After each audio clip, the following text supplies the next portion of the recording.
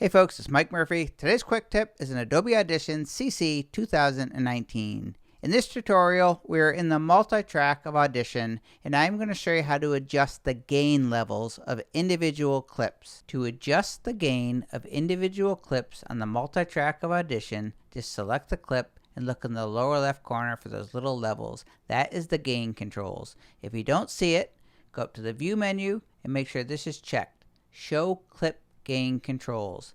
Then when you hover your cursor over it, you're going to see it turns into a double arrow. Drag to the right to increase the gain and drag to the left to decrease. You can also adjust clip gain in the multi-track of Adobe Audition in the Properties panel.